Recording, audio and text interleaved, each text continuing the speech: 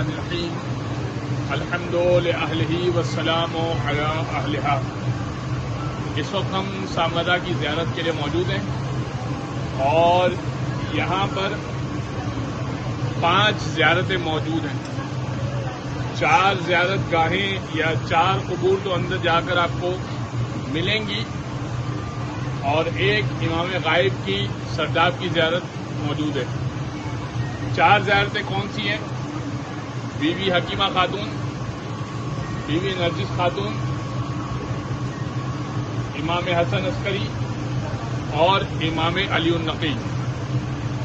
امام حسن عسکری کی پھوپھی یعنی بی بی حکیمہ خاتون وہ یہیں پاس میں رہتی تھی اور سامرا یہ آج بھی فوجی چھاونی ہے، سارا عسکری علاقہ ہے، اسی لیے ان دونوں امام کو امامین عسکریین بھی کہا جاتا ہے۔ امام کا ایک نام یا ایک لقب عسکری بھی ہے۔ عسکر فوج کو کہتے ہیں، لشکر کو کہتے ہیں، لہذا دونوں امام کو ملا کر عسکریین کہا جاتا ہے۔ جیسے ابھی ہم جائیں گے تو امام موسیٰ کاظم کے پاس جائیں گے، لیکن دونوں امام کو ملا کے کاظمین کہا جائے گا، حالانکہ کاظم غصے کو پی جانے والا لقب جو ہے وہ امام محمد تقی کا تو ہے، امام موسیٰ کاظم کا تو ہے، امام محمد تقی کا نہیں ہے، لیکن دونوں کو ملا کر کاظمین کہا جاتا ہے۔ اسی طرح امام حسن عسکری کی نسبت سے عسکری ہے، لیکن امام علی النقی کو بھی عسکریین کہہ دیا جاتا ہے سمجھانے کے لیے۔ تو ایک بات تو یہ آپ کو سمجھ میں آ گئی کہ یہاں پر یہ عسکریین بھی کہا جاتا ہے اس کو، اور سامرا بھی اس علاقے کا نام ہے۔ یہ سامرا اس علاقے کا نام شروع سے نہیں تھا، بلکہ اس علاقے کا نام سرا من راآ تھا، بڑا لمبا سا نام تھا، سرا من راآ، جس نے دیکھا اس نے سرور پایا، من راآ سرا، جس نے دیکھا سرور پایا۔ یہ اس زمانے میں ائمہ کے دور میں بڑا خوبصورت علاقہ تھا عراق کا، جیسے ہمارے پاکستان میں مری ناران کاغا نے بڑے خوبصورت علاقے ہیں اور لوگ گھومنے کے لیے آتے ہیں، ایسے عراق والے گھومنے کے لیے یہاں پہ آیا کرتے تھے۔ جب امام علی النقی کو فورسفلی متوکل نے یہاں پہ منتقل کیا، اور چونکہ بادشاہوں نے مختلف ادوار میں مختلف جگہوں کو اپنا کیپٹل بنایا، بعض نے مدینہ میں رکھا، عباسی خلفاء نے کوفہ میں رکھا، اور آگے کے خلفاء نے یعنی امیہ نے شام میں بھی رکھا، اور پھر عباسیوں نے بغداد میں رکھا۔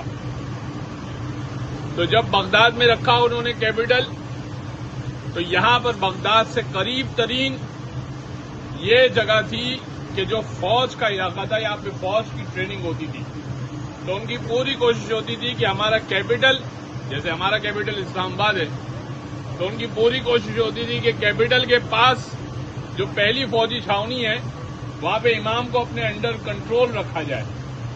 تو متوکل عباسی نے امام علی النقی کو فورسفلی مدینہ سے بلوایا اور یہاں پہ منتقل کیا فوج کے انڈر۔ ظاہر ہے کہ یہاں پہ اور شیعہ رہتے تھے، ایسا نہیں ہے کہ صرف فوج ہی رہتی تھی، لیکن فوج کا علاقہ تھا، یہ کنٹونمنٹ ایریا جسے کہتے ہیں۔ تو میں آپ کی خدمت میں عرض کر رہا تھا کہ امام علی النقی کے پاس ایک شخص آیا اور یہ خوبصورت علاقہ تھا۔ امام نے اس سے فرمایا کہ یہ بتاؤ کہ تمہیں یہاں پہ کیا نظر آتا ہے جب تم یہاں پر آتے ہو؟ تو وہ گھومنے کی غرض سے آیا تھا، اور اسے کہا فرزند رسول یہ بڑی خوبصورت جگہ ہے اور میں محبوب رکھتا ہوں کہ اس جگہ کو دیکھنے کے لیے آؤں، اور پسند کرتا ہوں کہ میں یہاں پر گھومنے کے لیے آؤں۔ کا کیا وجہ ہے؟ کا یا لہلہاتے کھیت ہیں، یا ندیاں بہتی ہیں، یا سرسبز و شاداب باغات ہیں۔ امام نے فرمایا اور یہاں پہ آباد مکانات ہیں، ابھی یہاں پر ہیں نہیں ہیں؟ آپ میں سے جو لوگ پہلے بھی زیارت پہ آ چکے اور آئندہ بھی انشاءاللہ آئیں گے اور تا قیامت بھی آتے رہیں، آپ کو نہیں نظر آئے گا، یہ یاد رکھیے۔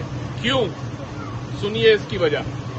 امام نے فرمایا کہ اے میرے چاہنے والے، جس دن میرا خون یہاں پہ بہے گا، جس دن میرا خون ناحق یہاں پہ گرے گا، یہ سر من رہا، جس نے دیکھا اس نے سرور پایا، جس نے دیکھا وہ خوش ہوا۔ یہ ساری ہریالی، یہ ساری رونقیں ہمارے وجود کی وجہ سے ہیں۔ جب ہمیں ختم کر دیا جائے گا تو یہ ساری رونقیں پروردگار اٹھا لے گا اور یہ جگہ بنجر ہو جائے گی، کوئی یہاں آنا پسند نہیں کرے گا۔ اگر آئیں گے تو فقط ہماری وجہ سے آئیں گے، ورنہ یہاں پر ایسا کچھ بھی نہیں ہوگا کہ لوگ یہاں پر آئیں گے۔ اور آپ دیکھ رہے ہیں کہ یہاں پر آپ کو راستے میں کوئی ایسی چیز نظر نہیں آئی کہ جو بڑی خوبصورت ہو کہ آپ نے رک کے دیکھا ہو کہ یہ خوبصورت چیز ہے، اور قیامت تک آپ کو کوئی ایسی چیز نظر نہیں آنے والی ہے۔ اس دن کے بعد سے، جس دن امام علی النقی کو شہید کیا گیا، اس دن کے بعد سے یہ جگہ بے رونق ہو گئی۔ ایک بات تو یہ۔ دوسری بات، امام حسن عسکری، اس کے بعد امام حسن عسکری کی پیدائش یہیں پر ہوئی اور امام حسن عسکری کو بھی یہیں پر قید کیا گیا۔ آج یہاں پر یکم ربیع الاول ہو گئی، پاکستان میں تو خیر نہیں ہوئی۔ 8 ربیع الاول کی مولا کی شہادت ہے، لیکن مولا کو زہر پہلی ربیع الاول کو دے دیا گیا۔ 8 دن مولا زہر میں تڑپتے رہے اور اسی گھر میں مولا کو نظر بند کیا گیا۔ پہلے تو معتمد اللہ اور معتز باللہ نے اپنے دربار میں رکھا کہ کہیں مہدی پیدا نہ ہو جائیں، کیونکہ ان کے ذہن میں تھا کہ رسول اللہ کی حدیث ہے کہ اگر آخری امام پیدا ہو گیا تو ہماری ظلم و جور کی حکومت ختم ہو جائے گی، تو کہیں مہدی پیدا نہ ہو جائے، لہذا ہم ان کو اپنے پاس رکھ لیتے ہیں۔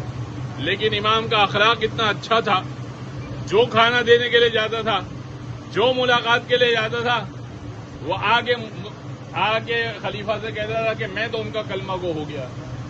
لہذا اس نے یہ فیصلہ کیا کہ امام کو امام ہی کے گھر میں نظر بند کر دیا جائے اور پہرا لگا دیا جائے، مگر اس کا نتیجہ یہ ہوا کہ امام مہدی کی ولادت ہو گئی۔ اب جناب حکیمہ خاتون کا یہاں پر رول سنیے۔ 15 شعبان کو، جب 15 شعبان آنے والی تھی، ایک دن پہلے جناب حکیمہ خاتون سے امام حسن عسکری نے کہا کہ پھوپھی جان، آپ کل شب یعنی 13 کی شب کو کہا کہ 14 کی شب کے لیے آپ آ جائیے گا، اور حکیمہ خاتون یہیں رہتی تھی۔ کہا پھوپھی جان آپ آ جائیے گا، میرے یہاں ولادت متوقع ہے۔ نرجس خاتون کے لیے کہا، ایک پورا طویل واقعہ ہے کہ نرجس خاتون کی ملاقات کیسے ہوئی۔ کہا کہ ولادت متوقع ہے۔ نرجس خاتون آ گئیں کہ امام کا حکم ہے۔ جب وہ آئیں تو جب دیکھا حکیمہ خاتون آ گئی، کہا بیٹا کیا یقین ہے تمہیں کہ یہاں پر تمہارے یہاں ولادت ہے؟ اس لیے کہ میں آثار نہیں دیکھ رہی، ایسا لگ نہیں رہا کہ یہاں پر کوئی ولادت کے آثار ہوں۔ عورت کو بہتر طریقے سے جانتی ہے۔ کہا پھوپھی اماں آپ انتظار کیجیے۔ رات کچھ گزری تو دوبارہ امام حسن عسکری سے سوال کیا کہ کیا آج ہی کی رات ولادت ہوگی؟ کہیں تمہیں کوئی غلط فہمی تو نہیں ہوئی ہے؟ اس لیے کہ ان کا پیٹ ذرا سا بھی بڑھا ہوا نہیں ہے۔ تب امام حسن عسکری نے کہا کہ پروردگار کا راز ہے، اور چونکہ پروردگار نے مہدی کو خفیہ یعنی مخفی رکھنا چاہا ہے، اس لیے آثار وضع حمل بھی ظاہر نہیں ہوں گے، اور آج ہی کی رات کا انتظار کیجیے آپ۔ بس جناب حکیمہ خاتون کہتی ہیں کہ میں سو گئی نرجس خاتون کے بستر کے برابر میں اسی گھر میں، یہاں تک کہ نہ وہ درد کی کیفیت ہے، نہ وہ بے چینی ہے جیسے کہ ایک عام عورت کو ہوتی ہے ولادت کے وقت۔ اور رات کے 2 پہر گزر گئے اور میں نے انہیں جگایا کہ شب نماز کا وقت ہو رہا ہے، اب آپ اٹھ جائیے. اور اب تو مجھے بڑی حیرت ہوئی کہ شب نماز کا بھی وقت ہو گیا لیکن اب بھی کوئی ولادت کے آثار نہیں ہے. اور شب نماز تمام ہوئی اور میں نے ان سے پوچھا کہ آپ کچھ محسوس کر رہی ہیں؟ تو انہوں نے کہا کہ نہیں، میں ابھی کچھ محسوس نہیں کر رہی. اور بس فجر کا وقت طلوع ہوا اور اچانک میں نے دیکھا کہ ایک نور طلوع ہوا اور میرے اور نرجس خاتون کے درمیان ایک فاصلہ آ گیا. اور میں پکارتی رہی کہ نرجس، کیا میری آپ آواز سن رہی ہیں؟ تو میری آواز مجھے محسوس ہونے لگا کہ ان تک نہیں جا رہی. اور اچانک وہ نور کا پردہ ہٹا اور میں نے دیکھا کہ ایک بچہ سجدے میں گرا ہوا ہے اور یہ کہہ رہا ہے کہ اشہد ان لا الہ الا اللہ، کہ پروردگار اللہم صلی علیہ. میں گواہی دیتا ہوں کہ تیرے سوا کوئی لائق عبادت نہیں. میں گواہی دیتا ہوں کہ محمد اللہ کے رسول ہے، اور میں گواہی دیتا ہوں کہ میں ہی تیری زمین پر خدا کی حجت ہوں. اور کپڑے میں لپٹے ہوئے ہیں.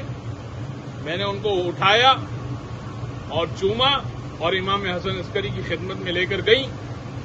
اور اس کے بعد میں نے ان سے سوال کیا کہ اے حسن عسکری، یہ بتائیے کہ اب میں کب آؤں؟ کہا کہ اب آپ 3 دن بعد آئیے گا. ولادت ہو گئی 15 شعبان کو، کا 3 دن بعد آئیے گا، 16، 17 اور 18، 19 کو آئیے گا. کا شوق اتنا تھا کہ میں 16 کو ہی چلی گئی. جب میں 16 کو گئی تو میں نے دیکھا کہ گھر خالی ہے. یہ گھر ہے، امام حسن عسکری کا گھر ہے، امام علی النقی کا گھر ہے، امام صاحب الزمان کا گھر ہے. باقی ائمہ میں اور ان ائمہ میں ایک فرق ہے، باقی ائمہ کے روضوں میں روضے ہیں، یہ روضے بھی ہیں، یہ گھر بھی ہے. لہذا آج 2 شرف آپ کو مل رہے ہیں. مولا نے اپنے گھر پر آپ کو دعوت دی ہے، تو آج آپ جائیے. کہا میں شوق زیارت میں دوبارہ چلی گئی تو میں نے سوال کیا، میں نے دیکھا کہ مہدی موجود نہیں ہے. میں نے سوال کیا کہ بیٹا مہدی کہاں پر ہے؟ کہا کہ پھوپھی اماں، میں نے آپ سے کہا تھا کہ 3 دن بعد آئیے گا. پروردگار کے یہاں 3 دن تک ان کی دعوت رکھی ہوئی ہے اور وہ آسمانوں پر سیر کرنے کے لیے گئے ہوئے ہیں اور راز الہی کو پروردگار سے وہ لے کر آئیں گے. الغرض کے امام حسن عسکری کی شہادت جب ہوئی تو اس کے بعد امام مہدی آگے بڑھے، جبکہ وہ 5 سال کے تھے، اور انہوں نے اپنے چچا جعفر کو ہٹایا اور اسی جگہ پر، اسی مقام پر نماز کو پڑھایا. اور پھر وہ سرداب میں چلے گئے. حکومت وقت نے کہ کارندوں نے ان کو پکڑنا چاہا، لیکن وہ سرداب میں جو بیسمنٹ یہاں بنی ہوئی ہے، پانی موجود تھا اس وقت، وہاں گئے اور وہ پانی میں اترے. دیکھا مصلے پہ وہ عبادت کر رہے ہیں، 5 سال کا بچہ عبادت کر رہا ہے. پکڑنا چاہا لیکن مصلے پر سے وہ غائب ہو گئے اور یہاں سے غیبت صغرا کا آغاز ہوا. یہ ایک مختصر سی بات تھی جو میں آپ کی خدمت میں پیش کر سکتا تھا. یہاں پر 1-2 باتیں چھوٹی سی کر دوں، اگرچہ آپ نے بہت سن لیا اور تھک گئے ہوں گے، یقیناً تھکے ہوئے، میں بھی تھکا ہوا ہوں. امام حسن عسکری چاہتے ہیں کہ آپ مانگیں. بہت سارے واقعات ایسے ہیں کہ بہت ساری دفعہ امام کے پاس لوگ آئے اور نہیں مانگا. ایک واقعہ سناتا ہوں. ابو ہاشم آئے، ابو ہاشم جعفری آئے. آنے کے بعد ان کو چاہیے تھا عقیق. اس زمانے میں عقیق بہت نایاب ہوا کرتا تھا، ایزیلی نہیں ملتا تھا عقیق، بڑی ہچکچاہٹ ہوتی تھی، لیکن مانگا نہیں. امام نے کہا کہ تم مجھ سے کیوں نہیں مانگتے؟ اور پھر امام نے اپنے ہاتھ کی انگوٹھی اتار کر امام حسن عسکری نے ان کو دی اور کہا کہ ہم سے مانگ لیا کرو. ایک دفعہ ان کو گھر کے خرچے کے لیے پریشانی تھی، سردی کا وقت شروع ہو گیا تھا اور گھر کے خرچے کے لیے اور لحاف کے لیے کچھ بھی پیسے نہیں تھے، انہیں رقم نہیں تھی، اور دل میں پریشان ہو رہے تھے کہ میں رقم کہاں سے لاؤں گا.